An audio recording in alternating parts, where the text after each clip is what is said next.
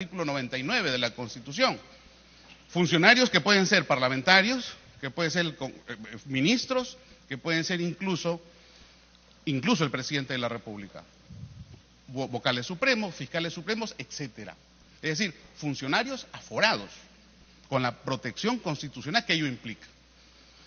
Y eso obviamente hace que, si leemos un poco más de esta propia sentencia, incluso pone un ejemplo en la que dice que es imposible, conforme las reglas que reconoce la Constitución y el reglamento, aplicar las medidas a que se contrae el artículo 100 de la Constitución. Básicamente porque el Congreso no ha reglamentado o no ha modificado su reglamento en ese sentido, y porque también la Constitución no reconoce un catálogo de infracciones vinculadas al ámbito sancionador de las propias reglas del artículo 100 de la Constitución. Por tanto, la primera realidad que tenemos que ver, quitándonos estas gafas a las que me refería al inicio, unas gafas negras, verdes, amarillas o naranjas, obviamente es que sí se aplica esta norma o este extremo normativo de la sentencia Tineo Cabrera. Obviamente también aquí hay que establecer lo que significa el extremo normativo de la sentencia número 006/2003 del propio Tribunal Constitucional, que se complementa perfectamente con el parágrafo 47 de la sentencia 156/2012 de también Tribunal Constitucional. Y lo que dice el Tribunal Constitucional, y lo dice el propio reglamento del Congreso de la República, señor presidente, señores miembros de esta representación parlamentaria, es que las sentencias del Tribunal Constitucional se acatan. Y no se puede excluir al Congreso de lo que significa una adecuación y un cumplimiento de estas normas del Tribunal Constitucional, o de los extremos normativos de las sentencias que emite el Tribunal Constitucional. Hacerlo implicaría crear una suerte de isla normativa. Hacerlo implicaría crear una suerte de zona libre, como por ejemplo se ha denunciado en prensa últimamente el tema de la zona libre, que significa efectos del control de la Contraloría sobre la cuestión de los gastos del Congreso, por ejemplo, y poner un ejemplo. Y obviamente lo que no se puede hacer aquí, señor presidente, es crear una isla libre de reglas y sobre todo libre de la obediencia que significa a las sentencias en sus extremos normativos que ha emitido el Tribunal Constitucional. Otra realidad que quiero también poner a la vista, a efectos de que tomemos una decisión razonable, es que no existe delitos.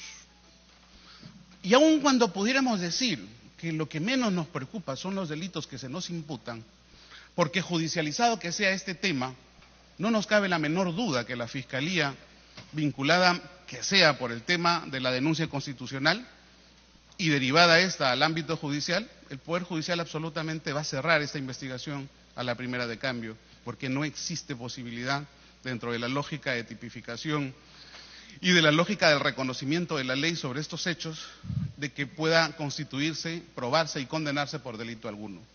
Pero es importante que razonemos ahora sobre por qué hemos dicho que no existen delitos en los hechos que se pretenden juzgar como infracciones constitucionales y a su vez como delitos.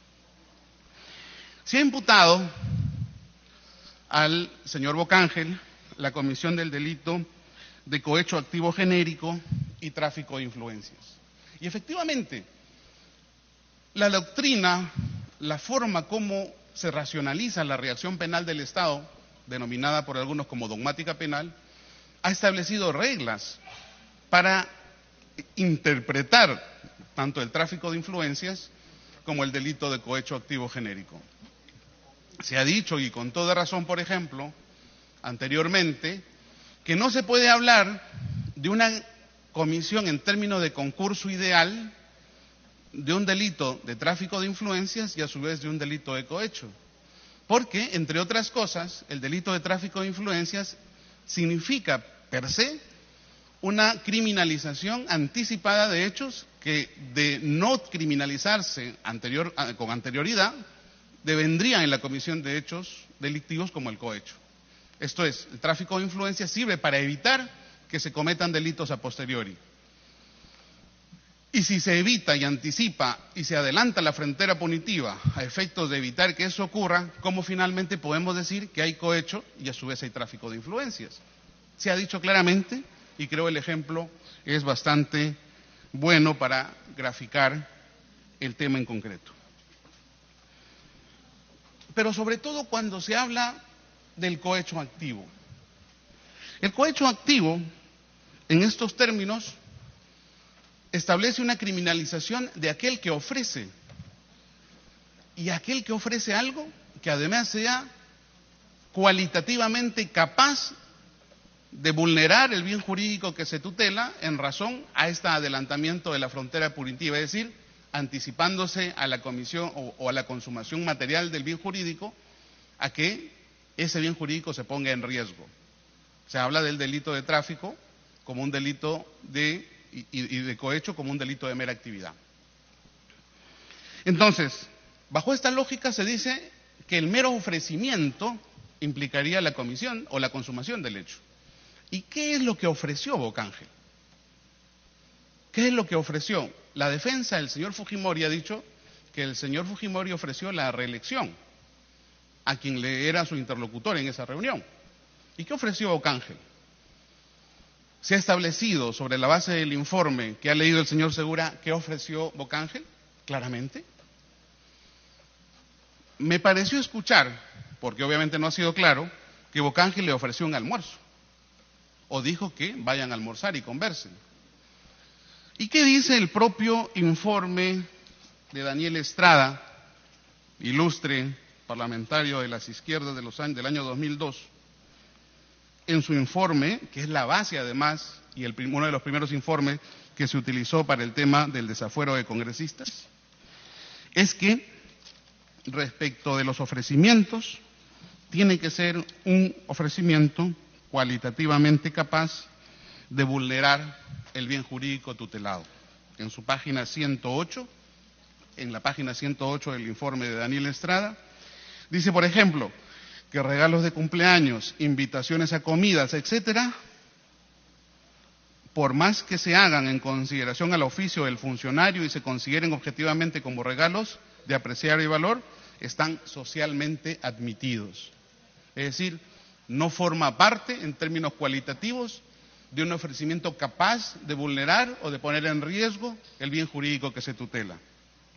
Y claro, no es que el señor Estrada se haya inventado esta regla teórica o esta regla dogmática de interpretación del hecho criminal en ese momento discutido, que eran, acuérdense, receptación, asociación ilícita para delinquir y también cohecho en ese momento, por el cual 7 congresistas de la bancada fujimorista fueron suspendidos, inhabilitados y destituidos, y algunos otros más, que en ese momento también ocurrió.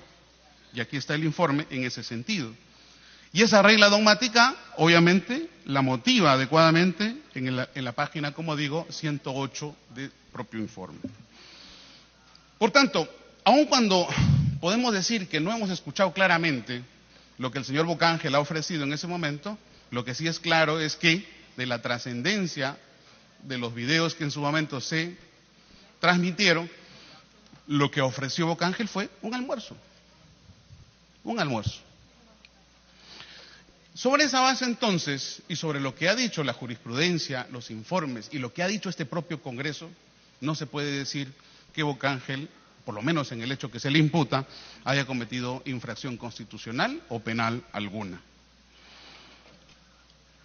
Y ahí estamos ante una situación de inexistencia, inviabilidad e inadecuada cualidad de lo que significa el ofrecimiento típico del delito de cohecho. Ahora bien, en el tráfico de influencias, también se ha dicho anteriormente, se tenía que haber identificado el procedimiento administrativo o judicial para que la gente que vende humo o que ofrezca sus influencias para un caso en concreto tenga que relacionarse con ese procedimiento administrativo o judicial a efectos justamente de emitir la lógica de su influencia. Y en el informe no se ha escuchado en absoluto cuál es el procedimiento judicial o administrativo sobre el cual se pretende imputar al señor Bocángel un tráfico de influencias. Bajo estas reglas, señor presidente, señores miembros de esta ilustre representación parlamentaria, quiero traer a colación lo que dice el artículo 100 de la Constitución, en el último párrafo.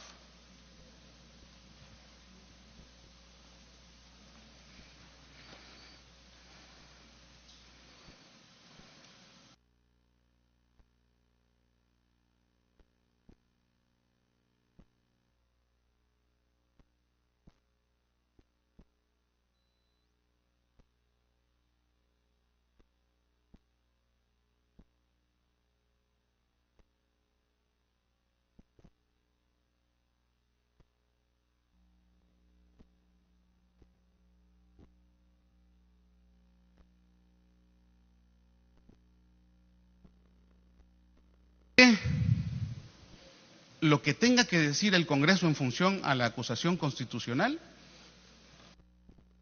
de tal detalle que cuando el fiscal denuncia al juez de instrucción no deba haber ninguna duda del juicio de tipificación. Es lo que el señor Segura dijo en su momento, algo así como censunción o algo así, probablemente no leyó adecuadamente, pero no es censunción, es subsunción. Y la subsunción, que en términos categoriales significa subsunción típica, significa adecuar los términos reales del hecho que se le imputa a una persona con la descripción absoluta de lo que dice el tipo penal que se pretende imputar. Subsunción típica, entonces, está amarrado a la legalidad y no se puede establecer presunciones delictivas sobre bases especulativas, porque entre otras cosas, señor presidente, lo que se apruebe en este Congreso irá a misa en la Fiscalía.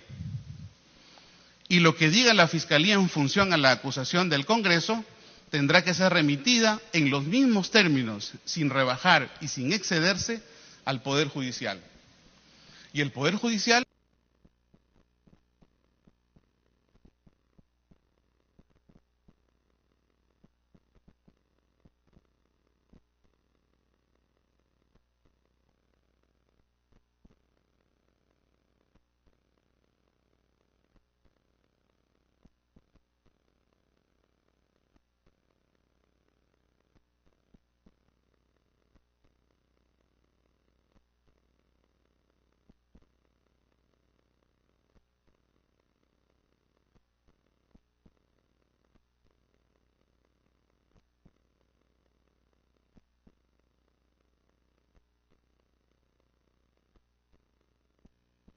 a lo que dice la ley.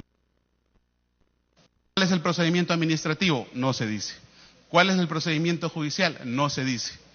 ¿Cuál es el ofrecimiento del señor Bocángel? Un almuerzo. Estamos hablando entonces, como dije en su momento, de meras especulaciones motivadas por cuestiones políticas, venganza política, que es lo que el informe Estrada también prohíbe, o dice por lo menos que se debe prohibir. Ahora bien,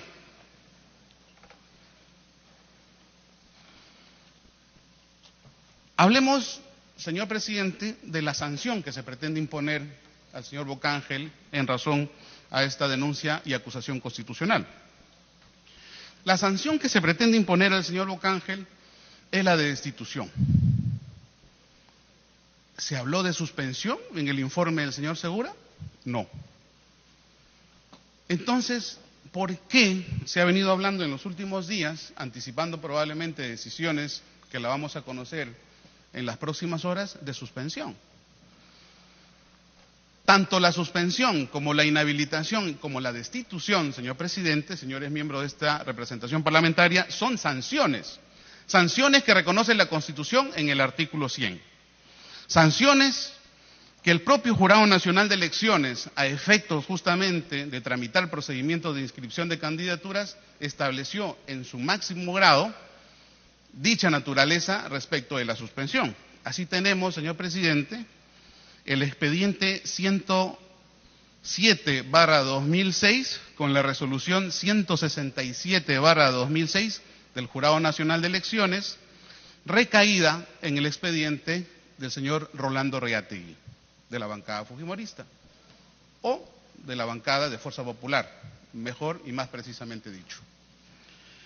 Porque obviamente lo que se dice conforme a esta regla del Jurado Nacional, y decía claramente que la suspensión es una sanción, no es una medida precautoria, no es una medida cautelar.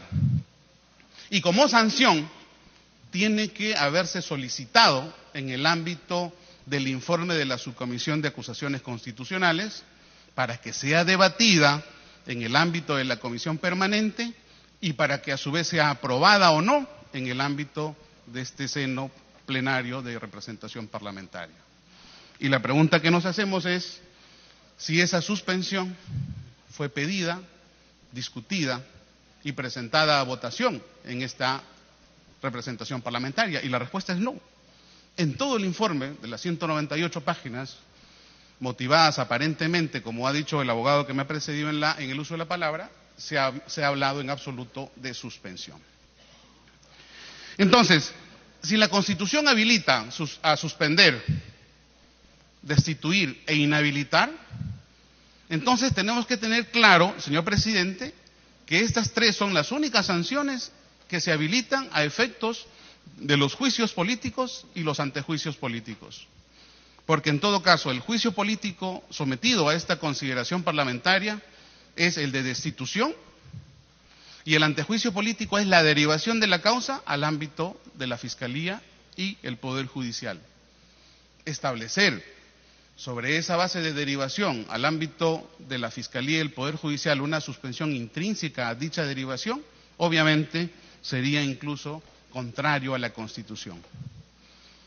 Y lo que no puede hacer el Congreso, bajo mi criterio de defensa, es permanentemente violar la Constitución. Lo ha dicho el congresista Kenji Fujimori en su anterior participación, que lo que no se puede hacer sobre la base de violar la Constitución es utilizar esa violación a la Constitución como precedente y construir nuevas decisiones a partir de esas violaciones de derechos o de procedimientos o de errores. Y como ya lo decían los romanos desde épocas muy antiguas, error juris nocet, es decir, el error no genera derecho. Por tanto, señor presidente, hay que tener en claro qué es lo que se pide y qué es lo que se vota. Si lo que me piden es destitución, votaré destitución. Si lo que me piden es derivar la causa a la Fiscalía y al Poder Judicial, votaré la derivación. Y obviamente el universo de votos será un tema que ustedes tendrán que discutir, si son 100 el universo de votos o si son 115 el universo de votos. Y sobre esa base, discutir si son los 2/3 de 100, los 2/3 de 115, o la mitad más 1 de 100, o la mitad más 1 de 115. Ese es un tema estrictamente político al cual no me voy a abocar. Siguiente punto con el que quiero también continuar en esta lógica de apertura es referido a la legitimidad de la prueba, que es un tema al que se ha abocado con bastante tiempo y holgura el señor Segura. Porque ha dicho que la prueba con la cual se ha construido este procedimiento es una prueba válida. Es una prueba válida, he dicho, porque el Tribunal Constitucional ha dicho que es válida. Y de hecho ha citado una norma o una sentencia del Tribunal Constitucional a estos efectos. Dice, no existe agente provocador, pues una sentencia del Tribunal Constitucional permite gravar a fin de poner en evidencia un hecho criminal. Esto, señor, no está en discusión.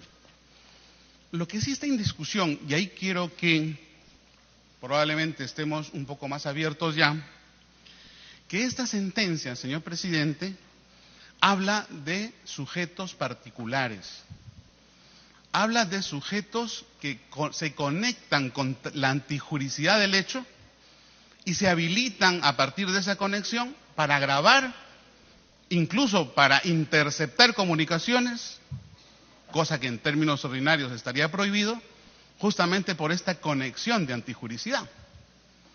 El Tribunal Constitucional, y hay que leer enteramente esa sentencia, dice efectivamente que no hay problema cuando se graba. Y esa grabación no es problema tampoco que se ponga en evidencia, incluso admitiendo la posibilidad de una interceptación. Pero lo primero que dice la sentencia del Tribunal Constitucional es que el sujeto que graba es un particular y no un funcionario público. No es un funcionario público. Y también fija otros parámetros. Y antes de pasar a esos otros parámetros, quiero referirme justamente a esta habilitación que antepone el Tribunal Constitucional para que eso se habilite. En la doctrina procesal española, señor presidente, señores miembros de esta ilustre representación parlamentaria, hay una teoría que es la teoría de la conexión de antijuricidad. Es decir, es válida en tanto el sujeto que vulnera el derecho que se discute en el ámbito de la prueba ilícita está conectado o tiene interés respecto de lo que significa el objeto de grabación. Por ejemplo, si una persona está siendo extorsionada, obviamente, incluso puede interceptar una llamada con un pinchazo ilegal y sobre esa base conseguir la prueba de esa extorsión.